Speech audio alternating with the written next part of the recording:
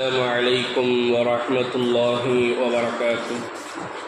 الحمد لله رب العالمين والعاقبة للمتقين والصلاة والسلام على نبي المرسلين وعلى آله الطيبين وأصحابه الطاهرين وكلهم أجمعين، أما بعد، فأعوذ بالله من الشيطان الرجيم. بسم الله الرحمن الرحيم. وقال الله عز وجل: ولا يجرمنكم شنآن قوم على ألا تعدلوا يعدلوا هو أقرب للتقوى واتقوا الله إن الله خبير بما تعملون. عن أبي هريرة رضي الله عنه قال: قال رسول الله صلى الله عليه وسلم: ثلاثة لا ترد دعواهم الصائم حتى يفطر: الإمام عادل، ودعوة مظلوم يرفعه الله فوق غمامي ويفتح لها أبواب السماء ويقول رب وعزتي لا نصرنك ولا في بعد الحين. ரவாஹு திர்மிதி. கண்ணியத்திற்கும் மிகுந்த மரியாதைக்கும் உரித்தான அல்லாஹுவின் நல்லடியார்களே, அல்லாஹுவின் அளப்பெரும் கிருபையினால் இன்றைக்கு திருக்குரானிலிருந்து 6 ஜுஸுக்கள் முடிவடைந்திருக்கிறது. கொஞ்சம் வெளியில் உட்காந்துக்கணும், கொஞ்சம் உள்ள வாங்கலாம். இங்கே பயான் நமக்காண்டி தான் செய்யப்படுது. இந்த வெளியில் உட்காந்துக்கணும், உள்ள வந்தால் சிறப்பாக இருக்கும். அல்லாஹுவின் கிருபையினால் இன்றைக்கு குரானில் 6 ஜுஸுக்கள் முடிவடைந்திருக்கிறது. அல்ஹம்துலில்லாஹ். அல்லாஹு ஜல்ல ஷானஹு தஆலா ஒரு ஆயத்தை இப்படி சொல்கிறான்: ولا يجرمنكم شنآن قوم على ألا تعدلوا اعدلوا هو أقرب للتقوى. அல்லாஹ் ஜல்ல ஷானஹு தஆலா குர்ஆனில் இந்த ஆயத் சொல்கிற பொழுது, உங்களுடைய எதிரியாக இருந்தாலும் உங்களுடைய பகைவராக இருந்தாலும் அவர்களுக்கு மத்தியிலும் நீங்கள் நீதத்தோடு நடந்து கொள்ளுங்கள். எனக்கு ஒருத்தனை பிடிக்கல, எனக்கு ஒருத்தனோடு சண்டை, எனக்கு அவனுக்கு ஆகாது, அதனால் அவனின் மீது நாங்கள் அநீதம் செலுத்தலாமா? அல்லாஹ் சொல்லுகிறான், நீங்கள் அவரின் மீதும் இல்லை, அவரின் மீது மட்டுமல்ல, மேலும் யாரின் மீதும் நீங்கள் அநீதம் செலுத்தக்கூடாது என்பதாக அல்லாஹ் ஜல்ல ஷானஹு தஆலா சொல்லுகிறான்.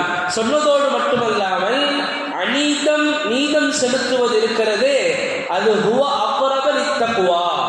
அல்லாஹ் ஜல்ல ஷானஹு தஆலா ஹுவ அக்ரப லித்தக்வா, அது தக்வாவுக்கு நெருக்கமாக இல்லை, மிக மிக நெருக்கமாக இருக்கிறது என்பதை அல்லாஹ் ஜல்ல ஷானஹு தஆலா சொல்லி காட்டுவான். நபி ஸல்லல்லாஹு அலைஹி வஸல்லம் அவர்களுடைய ஒரு ஹதீஸ் இருக்கிறது. நாளைக்கு எந்த நிழலும் இல்லாத அர்ஷினுடைய நிழல் மட்டும் இருக்கிற அந்த கியாமத்தினுடைய நாளிலே ஒவ்வொரு மனிதனும் எனக்கு ஒரு நன்மை கிடைக்கிறாதா, எனக்கு ஷஃபாத் செய்யக்கூடியவர்கள் கிடைக்க மாட்டார்களா என்பதாக அல்லோல்படுகிற, கவலைப்படுகிற, கஷ்டப்படுகிற, வேதனைப்படுகிற, திடுக்கிடுகிற அந்த நாளிலே நபி ஸல்லல்லாஹு அலைஹி வஸல்லம் அவர்கள் சொல்லுவார்கள், அல்லாஹ்வுடைய அர்ஷுக்கு கீழே 7 வகையான கூட்டத்தார்கள் இருப்பார்கள். அதிலே முதல் தரத்திலே நபி ஸல்லல்லாஹு அலைஹி வஸல்லம் யாரை சொன்னார்கள் தெரியுமா? சதக்கா செய்பவர்களை விட, ஒரு பெண் தவறுக்கு அழைக்கிறாள், அவளிடத்திலே அல்லாஹ் என்னை பார்க்கிறான் என்பதாக சொல்பவரை விட, அல்லாஹ்வை பயந்து அழுகுவரை விட நபி ஸல்லல்லாஹு அலைஹி வஸல்லம் முதன்மையாக யாரை சொன்னார்கள் தெரியுமா? இமாமுன் ஆதிலுன், நீதி செலுத்தக்கூடிய அரசன். நீங்கள் விளங்க வேண்டும், நீதி செலுத்தக்கூடிய அரசன் என்பதாக ஏன் சொன்னார்கள் தெரியுமா? அரசனாகப்பட்டவன் எப்படி இருப்பான்? தன்னுடைய இஷ்டத்திற்கு, தன்னுடைய இஷ்டத்தின்படி அனைத்தும் செய்யக்கூடிய அந்த அரசன், அவனுக்கு மத்தியில் நீதத்தை அவன் கையாண்டதின் காரணத்தினால் நாளைக்கு மறுமையிலே அல்லாஹ்வுடைய அர்ஷுக்கு கீழே இருக்கிற இடம் பெறுகிற தகுதியை எது பெற்று தருகிறது என்று சொன்னால் இந்த நீதம் தான் பெற்று தருகிறது. அதோடு மட்டுமல்லாமல் அல்லாஹ் ஜல்ல ஷானஹு தஆலா குர்ஆனிலே நீங்கள் நீதத்தோடு நடந்து கொள்ளுங்கள் அல்லாஹ் ஏவுகிறான். இங்கேயும் அல்லாஹ் ஏவுகிறான். இன்னொரு இடத்துல அல்லாஹ் சொல்லுகிறான், இன்னல்லாஹ யஅமுருக்கும் பில் அத்ல், அல்லாஹ் உங்களை ஏவுகிறான், நீங்கள் நீதத்தோடு நடந்து கொள்ளுங்கள். யாரோடு நீதத்தோடு நடந்து கொள்ள வேண்டும்? உங்களுடைய பிள்ளைகளோடு, உங்களுடைய பெற்றோர்களோடு, உங்களுடைய மனைவிமார்களோடு, நீங்கள் யாருக்காவது சாட்சி சொல்வதானாலும் அங்கேயும் நீதத்தோடு நடந்து கொள்ளுங்கள். நபி ஸல்லல்லாஹு அலைஹி வஸல்லம் அவங்க எந்த அளவுக்கு நீதத்தில் நிலைநாட்டினாங்கன்னு சொன்னா, ஒரு வழக்கு ஒன்று வருகிறது நபி ஸல்லல்லாஹு அலைஹி வஸல்லம் இடத்திலே. என்ன வழக்கு? உயர்குல பெண் ஃபாத்திமா என்று பெயரிடப்பட்ட பெண் திருடி விடுகிறார்கள். இந்த வழக்கு நபியிடத்திலே வருகிறது. அந்த வழக்கிற்கு தீர்ப்பு சொல்லுகிற நபி ஸல்லல்லாஹு அலைஹி வஸல்லம் அவர்கள் சொல்லுவார்கள், திருட்டுக்கு என்ன தண்டனை என்று சொன்னால் அவனுடைய கைகள் வெட்டப்பட வேண்டும் என்பதாக நபி ஸல்லல்லாஹு அலைஹி வஸல்லம் தீர்ப்பு வழங்கிட்டாங்க. திருடுனான்னு சொன்னால் கை என்ன செய்யப்படணும்? வெட்டப்படணும்.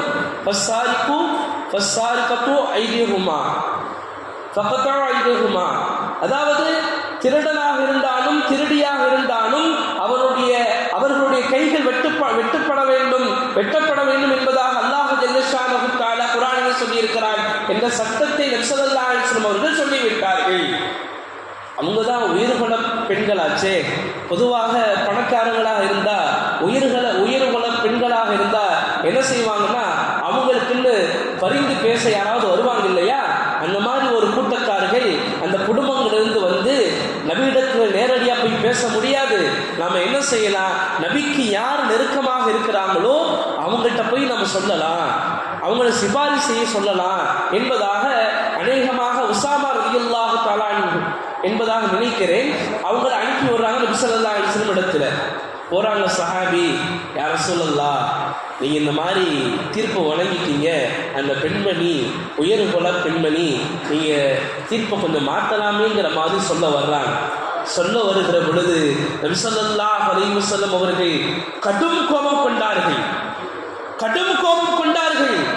அல்லாஹ்வுடைய ஹத்தை, அல்லாஹ் ஒரு சட்டத்தை சொல்லியிருக்க, அந்த சட்டத்தை மாற்றுவதற்காக வேண்டி என்னிடத்தில் சிபாரிசு செய்வதற்காக வேண்டி நீ வந்திருக்கிறாயா? நபி ஸல்லல்லாஹு அலைஹி வஸல்லம் சொன்னார்கள், உமிர்து லிஅஅதில பைனக்கும், உங்களுக்கு மத்தியிலே நீதியை நிலைநாட்டுவதற்காக வேண்டிதான் அல்லாஹ் என்னை அனுப்பி வைத்திருக்கிறான் சொன்னார்கள் நபி ஸல்லல்லாஹு அலைஹி வஸல்லம். என்னுடைய மகள் அன்னை ஃபாத்திமா ரலியல்லாஹு தஆலா அன்ஹா அவர்களும் திருடி இருந்தால் அவருடைய கையும் நான் வெட்டுவேன் என்பதாக நபி ஸல்லல்லாஹு அலைஹி வஸல்லம் அவர்கள் சொல்லி காட்டினார்கள். என்னுடைய மகளாக இருந்தாலும் அதே நீதிதான், அடுத்த பெண்ணாக இருந்தாலும் அதே நீதிதான், யாராக இருந்தாலும் அதே நீதி. இப்படித்தான் நபி ஸல்லல்லாஹு அலைஹி வஸல்லம் அவர்கள் நீதியை நிலைநாட்டினார்கள், அல்லாஹ்வுடைய நீதியை சொல்லி காட்டினார்கள். இன்றைக்கு பார்க்கலாம், எத்தனையோ ஜமாத் தலைவர்கள், தீன் அறியாதவர்கள் என்ன செய்து கொண்டிருக்கிறார்கள் தெரியுமா? ஒரு குலாவினுடைய சட்டம் வருகிற பொழுது, தலாக்கினுடைய சட்டம் வருகிற பொழுது, கணவன் மனைவிக்கு மத்தியில் பிரச்சனைகள் வருகிற பொழுது, கணவன் வீட்டார்களோ அல்லது மனைவி அதாவது மணமகள் வீட்டார்களோ நெருக்கமானவர்களாக இருந்தால் அவர்களுக்கு தோதுவாக நடந்து கொள்கிறார்கள். அவர்கள் பயப்பட வேண்டும். ஒவ்வொரு நிர்வாகிகளும் பயப்பட வேண்டும். அல்லாஹ்விடத்தில் நீங்கள் நிப்பாட்டப்படுவீர்கள். அல்லாஹ் உங்களிடத்திலே கேள்வி கணக்கு கேட்பான். நீங்கள் ஏன் நீதியை நிலைநாட்டவில்லை? அல்லாஹ் நிச்சயமாக கேட்பான். சொந்தக்காரர்களாக இருந்தாலும் சரியாக நீதம் செலுத்த வேண்டும், அந்நியர்களாக இருந்தாலும் சரியாக நீதம் செலுத்த வேண்டும், பணக்காரர்களாக இருந்தாலும் சரியாக நீதம் செலுத்த வேண்டும், வறியவர்களாக இருந்தாலும் சரியாக நீதம் செலுத்த வேண்டும். சஹாபி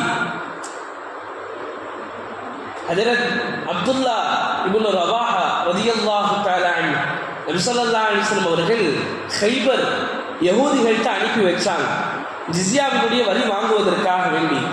ஹஜரத் அப்துல்லா இப்னு ரவாஹா ரலியல்லாஹு தஆலா அன்ஹு அவர்கள் ஜிஸ்யா வரி வாங்குவதற்காக வந்திருக்கிற பொழுது அந்த யூதர்கள் எல்லாம் சில நபர்களை அவர்களிடத்தில் அனுப்பி வச்சாங்க. எதுக்காக வேண்டி சொன்னாங்க, எங்களிடத்தில் இருக்கக்கூடிய மட்டமான பேரிச்சம்பழங்களை எடுத்துக்கொள்ளுங்க, உங்களை நாங்கள் தனியாக கவனிச்சுக்கிறோம். இன்னைக்கு இருக்குதா இல்லையாங்க? ஏதாவது ஆஃபீஸர்கிட்ட ஏதாவது வேலை நடக்கணும்னா என்ன செய்யறோம்? நான் உங்களை ஏதாவது கவனிச்சுக்கிறேன், கையெழுத்து போட்டு கொடுங்க, நடக்குதா இல்லையா? ஆஃபீஸர்கள் கவர்மெண்ட்ல வேலை பார்க்கக்கூடியவங்க கவனமாக இருக்கணும். நீங்களும் அல்லாஹ்விடத்தில் நிப்பாட்டப்படுவீர்கள், யாராக இருந்தாலும் சரி. அப்போ அப்துல்லா இப்னு ரவாஹாட்ட சொல்றாங்க, நாங்க உங்களை கவனிச்சுக்கிறோம், எங்களிடத்துல இருந்து மட்டமான பேரிச்சம்பழம் பழத்தை எடுத்துக்கொள்ளுங்க என்பதாக சொல்லுகிற பொழுது கோபம் வந்த ஹஜ்ரத் அப்துல்லா இப்னு ரவாஹா ரலியல்லாஹு தஆலா அவர்கள் சொன்னார்கள், யா மாஷரல் யஹூத், யஹூதிகளுடைய கூட்டத்தார்களே, யஹூதிகளின் மீது கோபம் கொண்டிருக்கிற நாங்கள், இஸ்லாத்தின் மீது பற்றிருக்கிற நாங்கள், இந்த கோபம் இருக்கிறது உங்களின் மீது அநீதம் செலுத்த எங்களுடைய உள்ளங்கள் நாடாது.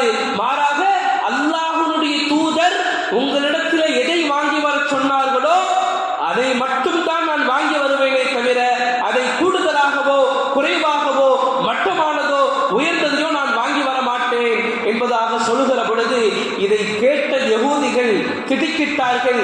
அவர்களுடைய நாவிலிருந்து என்ன வார்த்தை வந்தது தெரியுமா? இப்படி நீதம் செலுத்துவதின் காரணத்தினால்தான் இன்றை வரைக்கும் வானமும் பூமியும் நிலை பெற்றிருக்கிறது. அது தான் எதற்கு கட்டளையிடப்பட்டதோ அதன் மீது உறுதியாக இருக்கிறது என்பதாக யஹூதிகள் சொல்லி காட்டினார்கள். அப்போ எல்லாத்துக்கும் மத்தியும் நீதம் செலுத்த வேண்டும். அல்லாஹ் அதைத்தான் சொல்கிறார். ஏன்? அல்லாஹ்வுடைய ஒரு திருநாமம் 99 திருநாமங்களில் ஒரு திருநாமம் அல் ஆதில், அல் ஆதில் என்பதாக இருக்கிறது. எனவே எங்களுடைய குடும்பத்தார்களுக்கு மத்தியில் நாங்கள் நீதம் செலுத்த வேண்டும்.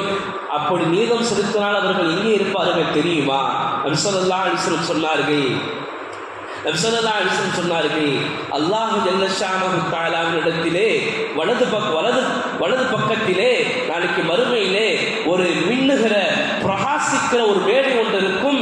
அந்த மேடையை யார் அலங்கரிப்பார்கள் தெரியுமா? தன் வாழும் காலங்கள் முழுவதிலும் எல்லா நிலையிலேயும் எல்லா சூழ்நிலைகளிலேயும் அவர்கள் நீதத்தை நிலைநாட்டக்கூடியவர்கள் அந்த அரிசிக்கு அந்த சபையிலே, அந்த பிரகாசிக்கிற அந்த சபையிலே அல்லாஹ்விற்கு வலது பக்கத்திலே அவர்கள் இருப்பார்கள் என்பதாக நபி ஸல்லல்லாஹு அலைஹி வஸல்லம் அவர்கள் சொல்லி காட்டினார்கள். எனவே எங்களுடைய பிள்ளைகளுக்கு மத்தியிலே நாங்கள் நீதம் செலுத்த வேண்டும்.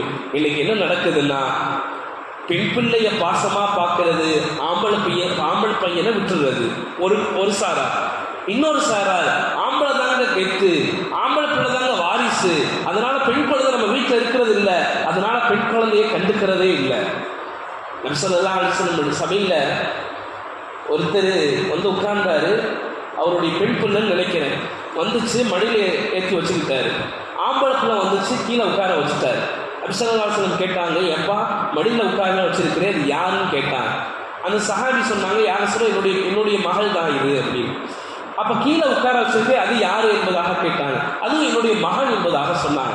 நபி ஸல்லல்லாஹு அலைஹி வஸல்லம் சொன்னார்கள், தோழர்களே, பிள்ளைகளுக்கு மத்தியிலேயும் நீங்கள் நீதத்தோடு நடந்து கொள்ளுங்கள். அந்த பெண் பிள்ளைய மடியில் வச்சா ஆம்பளை பிள்ளையும் மடியில் உட்கார வைங்க, அல்லது 2 பேரையும் கீழே உட்கார வச்சிருங்க. இந்த 2 பேருக்கு மத்தியில் பாகுபாடு காட்டாதீங்க என்பதாக நபி ஸல்லல்லாஹு அலைஹி வஸல்லம் அவர்கள் சொல்லி காட்டினார்கள். இன்றைக்கு பெற்றோர்கள் கவனிக்கணும். ஆம்பளை பிள்ளைக்கு நிறையா வாங்கிட்டு வர்றது, பொம்பளை பிள்ளையை விட்டுறது, அல்லது பொம்பளை பிள்ளைக்கு நிறையா வாங்கிட்டு வர்றது, ஆம்பளை பிள்ளையை விட்டுறது, இப்படி இருக்கக்கூடாது என்பதாக நபி ஸல்லல்லாஹு அலைஹி வஸல்லம் அவர்கள் சொன்னார்கள். ஏன்? இன்னொரு தடவை கூட ஒரு சஹாபி பெண்மணி வந்து நபியிடத்தில் சொல்லுவாங்க, யா ரசூலல்லாஹ், என்னுடைய கணவர் அவருடைய பையனுக்கு மட்டும் ஒரு பரிசு வாங்கிட்டு வந்திருக்கிறாங்க என்பதாக, இது கூடுமான்னு கேட்கிறாங்க. அப்போ நபி ஸல்லல்லாஹு அலைஹி வஸல்லம் கேட்டாங்க, உங்களுக்கு எத்தனை பிள்ளைகள் இருக்கிறாங்க? யா ரசூலல்லாஹ், இன்னும் நிறைய பிள்ளைகள் இருக்கிறாங்க. நபி ஸல்லல்லாஹு அலைஹி வஸல்லம் சொன்னாங்க, வாங்கிட்டு வந்த அன்பளிப்பை எல்லாத்துக்கும் கொடுக்க, ஒருத்தருக்கு மட்டும் கொடுக்காதீங்க. அப்படி ஒரு கால் ஒருத்தருக்கு மட்டும் நீங்க கொடுத்துருந்தீங்கன்னா அதை வாங்கி கொள்ளுங்க. எல்லாரிடத்திலையும் சரிசமமாக நீங்கள் நடந்து கொள்ளுங்கள், பாகுபாடு காட்டாதீர்கள் என்பதாக நபி ஸல்லல்லாஹு அலைஹி வஸல்லம் அவர்கள் சொல்லி காட்டினார்கள்.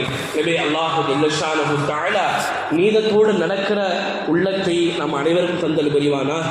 ஆமீன். வாஹிர் தவால் அல்ஹம்துலில்லாஹ்.